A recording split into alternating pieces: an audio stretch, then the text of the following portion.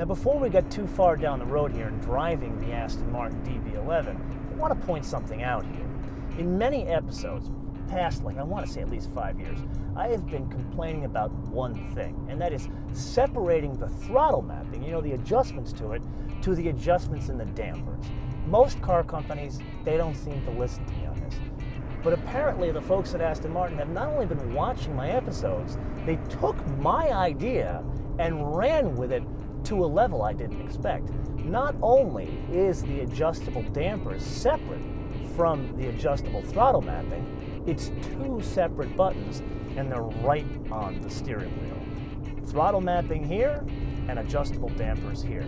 So to the folks in Gaydon, I say thank you very much.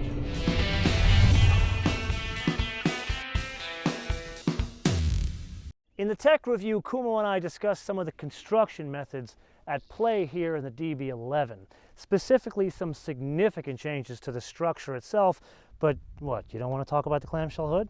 Okay, he doesn't want to talk about the clamshell hood. So I gave you a little bit of a hint about this clamshell hood and how it impacts not just design but also construction. And really what's going on here is the hood, the roof, the doors are all made out of pressed aluminum, which is a switch in how they used to make the aluminum panels at Aston Martin. Then the wings, that's what British people call them, the haunches, as well as the trunk lid, that's all composite materials. And then the bumpers, that's injection molded plastic. So the whole thing comes together with that new structure, and the total weight is 3,902 pounds.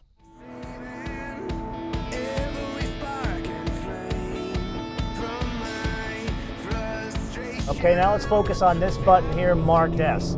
I'm in a mode called GT, Grand Touring Mode, and it's a 600 horsepower car. Did you really expect it to be slow even in its lowest, most basic, celery blah mode? No, I think not. But what's the old saying? There's no replacement for displacement. So let's switch to the sport mode, put our foot into it, come on, it's a beautiful turn here, and yeah. Shockingly, it's faster. I feel what's more important to understand is how it develops power rather than whether it's fast or not. Because remember, we're losing some size and we're adding turbos. So you put your foot into it, no matter whether you're in town or up here, you still feel as if it's a normally aspirated engine. But I am going to say this. For most of the driving around town, you're going to think I'm crazy, but I've been in GT mode, at least in the throttle mapping, because A, there's plenty of power, and B, believe it or not, I've gotten some like instant MPG of over 20 miles to the gallon when I've been driving around town. And I got a nice little hill here, so let's go to the full-on, full-fat Sport Plus, they call it. Put our foot into it. Yeah, it's quick. Do we really need to continue this discussion on whether it's fast or not? We feel as of late that we've been spending too much time talking about aerodynamics as it relates to efficiency. As you can see, he's completely bored with efficiency and not enough time with party tricks. Well, let's get back to party tricks, and there are two in particular. Number one, this design cue here that dates back to like DB2s, I believe. Of course, Aston Martin has like a marketing name for it. Forget about the marketing name. It works in conjunction with this front wing here. And then this like slotted vent over the front wheel. And what these things do in conjunction is to extract the air out of the wheel and the brake. Now, if that were not cool, let me show you something cooler. There is a flying buttress here. Not as pronounced as at I-8, but there is a flying buttress, and it channels the air into a like passageway that is within the vehicle, connects in the trunk lid. So there's a channel in the trunk lid.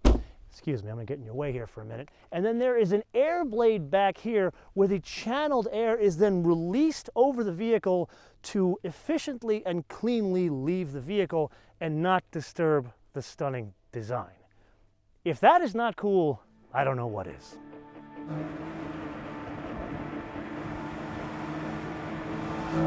So what did we say? This is the first all-new Aston Martin since the Beatles landed at JFK in '64, and that has a huge impact on driving dynamics. So we need to unpack that but there are two columns we got to focus on. Number one are the adjustable dampers. They are more important than you think. And number two, there's that structure. Let's start with the easiest, and that's the adjustable dampers. Right now I'm in what's called the GT mode, and it's exactly that. It's GT mode. It's beautifully composed. It's okay on a road like this, but as you guys know, this is kind of my test road, and farther up, this is not the mode for it, so that's why we're doing it down here. So this is great when compared to its contemporaries. I think that's all we need to discuss about GT mode. Let's press on to sport mode, and what sport mode does, there's still composure. The overall thing is balanced, but what this does, it makes it less compliant, which is what you want when you go around a turn like this, especially with a 3,902-pound car. So let's try it going on here a little tighter. And notice, I feel somewhat confident, not totally confident, but sport mode works. Now as the road's gonna change up here, let's switch into Sport Plus. And this is where, I call this mode Matt Becker mode. You know Matt, he was the guy who ran vehicle attributes for Lotus. So he's kind of like a religious figure for me. And something tells me they made this mode to appease this guy. Because now, again, 3,902-pound car. I got a nice sharp turn coming up here, so let's brake, go around the turn. And all of a sudden, yes, compliant, yes, composed, but now it's not neutral, but you feel confident going around sharp turns like this in such a large vehicle. Remember what we said in the tech review, 110-inch wheelbase, so not an inconsequential size. Okay, now that we've talked about the adjustable dampers, I want you to really understand the difference between Matt Becker mode and GT mode is it changes the personality completely. Like the sport mode's okay, I could probably do without it. I've been driving this thing all week in Sport Plus, even around town. But what you need to understand is this is what makes the DB11 work. You can take your mother, your girlfriend, your grandmother out and say, oh honey, what a lovely car, look at the funny blue roof, in the GT mode. But then in the Sport Plus mode, that's when like your idiot friends that you go to Cars and Coffee with, and you can go around turns like this. Okay, now that we got that out of the way, let's focus on the far more important issue, and that is the structure. Once again, a lovely turn to demonstrate, brake, come around here, and notice I'm powering at the wrong part in the turn to demonstrate something. Let's go back to that DB9. The DB9, that platform was that tub, like a Lotus.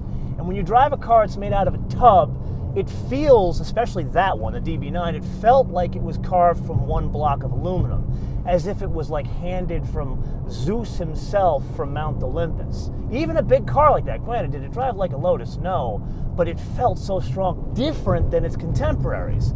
This is not quite as rigid. You don't get that same feeling like Zeus has handed it down. Now, once again, I do not know why they made this change. If I'm taking a guess here, I'm thinking they did this because they want to differentiate the product going forward. Like make this a softer vehicle by design because there's going to be a stiffer vehicle coming up in the future. Once again, I can't say this with certainty, but what I can say with certainty is the personality between a DB9 and a DB11 is significantly different, and it's coming from that change in the structure.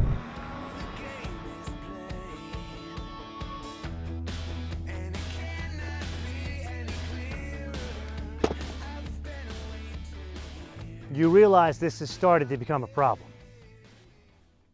But what do you got there? Is that an umbrella?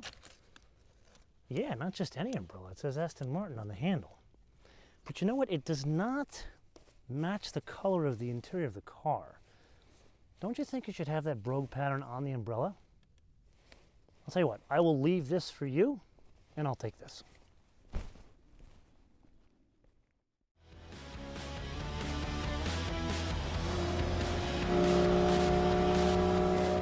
So a couple of notes. First off, the transmission. As we discussed in the tech review, it's the same ZF 8-speed that's fitted to the Rapide, and we loved it there because it was beautifully matched with that naturally aspirated 12-cylinder. And here, even with 2 turbos and being down in displacement, it's still beautifully matched. However, the interaction is different. If you have an Aston Martin, I showed you a life hack in that Rapide episode, in that this kind of weirdo setup they got here with the paddles. Thankfully, the paddles are strapped to the steering column and not the steering wheel as God intended. But let me show you something. Please don't try this at home. So you can go into neutral as you are driving, and you can hear I'm revving the engine now, or you do it like in a parking situation. And what happens is you're supposed to be able to hit one of the paddles and it goes back into gear. It no longer does that. Even like, let's say I go to a complete stop, and again, don't try this at home, nothing. You got to put the thing in drive, then it goes back into gear. Don't like that change.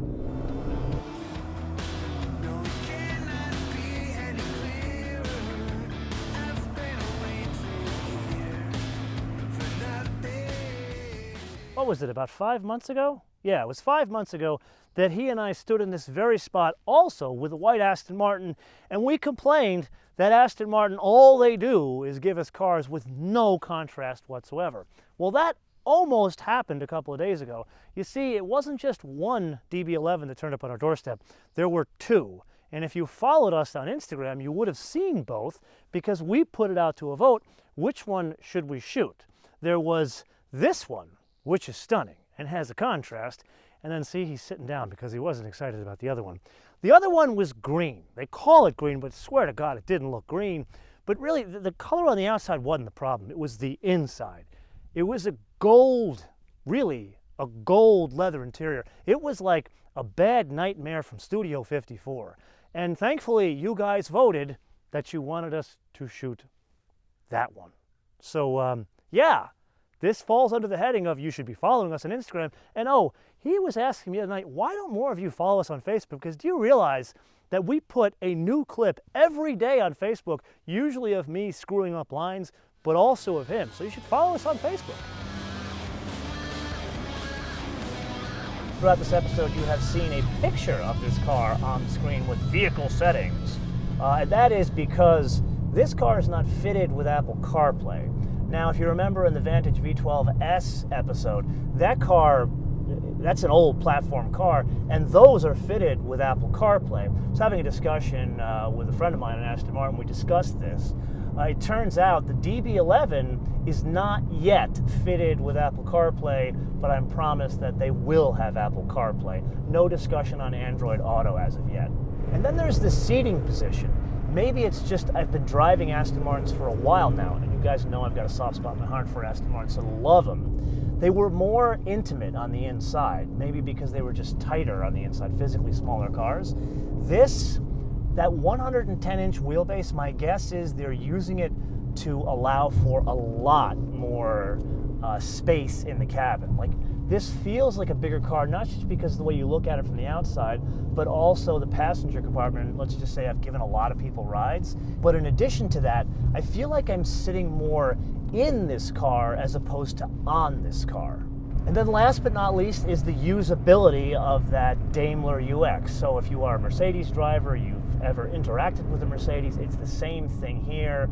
Like, I can go to the main menu here, I can switch between different apps within this menu, or more importantly, they have quick buttons here, which they're haptic feedback. I'm not a fan of haptic feedback, especially in a vehicle that's got a tighter interior. I would want, you know what would be really cool? Okay, this is an open letter to the folks at Aston Martin. How about toggle switches? Like old school, like steal them from Jaguar. They're not, actually they are kind of using them in the F-Type, but like old school toggle switches, like from aviation, where you, instead of the navigation button here, or radio button here, or media button here, when I'm driving on a road like this, which is what you want me to do with a vehicle like this, you want me to be able to look there, not here. With a toggle switch, I can do that, and you kind of already have it here, so why not bring it down here and just make them more like comical, where they're longer so it looks like it's from the 60s. How about that?